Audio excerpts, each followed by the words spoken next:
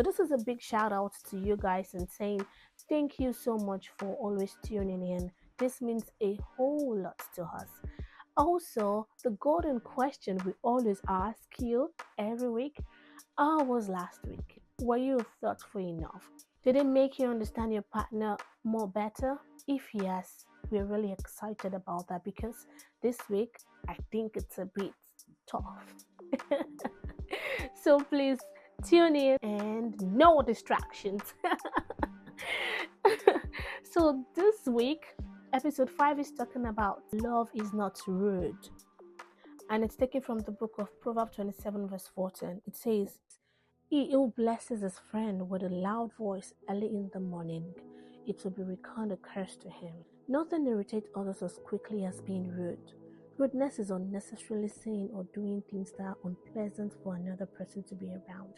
To be rude is to act unbecoming, embarrassing, or disrespectful.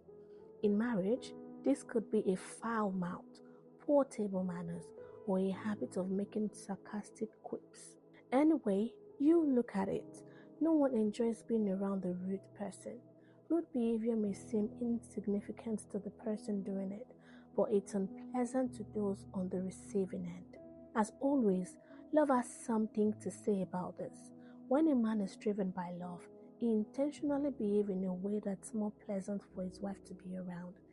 If a woman desires to love her husband, she purposefully avoids things that frustrate him or cause him discomfort. The bottom line is, genuine love minds its manners. Embracing this one concept could add some fresh air to your marriage. Good manners expressed to your wife or husband, like, I value you enough to exercise some self-control around you. I want to be a person who is a pleasure to be with.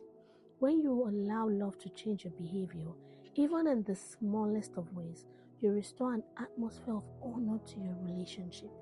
People who practice good etiquette tend to raise the respect level of the environment and people around them. For the most part, the etiquette you use at home is much different from the kind you employ with friends or even with total strangers. You may be barking and pouting around the house, but if the front door chimes, you open it with a kind, welcoming smile. Yet, if you dare to love, you would also want to give your best to your own. If you don't let love motivate you to make some needed changes in your behavior, you will unnecessarily limit the quality and enjoyment level of your marriage relationship. The more respectful and honorable your behavior, the more attractive and romantically appealing you become to your spouse. Women tend to be much better at certain type of manners than men, since their femininity makes them naturally more gentle and elegant, because men are drawn to people who show them respect. A woman's choice to lace her speech with respectful tones is very effective in winning her husband's heart, persuading him and helping him to sense her love. In contrast, a wife can be very rude if she speaks down to her husband, ignores his decision, or become argumentative. King Solomon said, better to live on a corner of the roof than share a house with a quarrelsome wife. But men especially need to learn this important lesson about manners. It is unloving to our wives to treat them as one of the guys, rather than as a lady we have chosen to love and prize above all others. A husband shows great strength when he honors his wife by practicing self-control rather than doing whatever his feelings compel. The Bible says, it is well with the man who is gracious. A man of discretion will find out what is appropriate, then adjust his behavior accordingly. There are two main reasons why people are rude: ignorance and self-centeredness. Neither, of course, is a good thing. A child is born ignorant of etiquette, needing lots of help and training, but a simple learning of basic etiquette can greatly help them learn discretion. We adults, however, display our ignorance at another level. We know the rules, but we can be blind to how we break them or be too self-centered to care.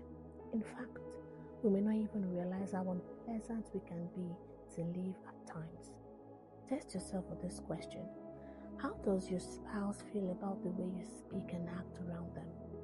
How does your behavior affect your mate's sense of worth and self-esteem? Would your husband or wife say you are a blessing, or that you are condescending and embarrassing? If you're thinking that your spouse, not you, is the only one who needs to work in this area, you are likely suffering from an undiagnosed case of ignorance with a secondary condition of self-centeredness. Remember, love is not rude, but lifts you to a higher standard. Do you wish your spouse would quit doing the things that bothers you? Then it's time to stop doing the things that bothers them. Will you be thoughtful and loving enough to discover and avoid the behaviors that can cause life to be unpleasant for your mate? Will you dare to be delightful? Here are 3 guiding principles when it comes to practicing etiquette to your marriage. Number 1, guard the golden rule. The golden rule says, treat your mate the same way you want to be treated. Number 2, no double standard. It says, be as considerate to your spouse as you are to strangers, friends, and co-workers. Number 3, honor request. Consider what your husband or wife has already asked you to do or not do. If in doubt, ask. Today is there. Ask your spouse to tell you 3 things that cause him or her to be uncomfortable or irritated with you. You must do so without attacking them or justifying your behavior. This is from their perspective only.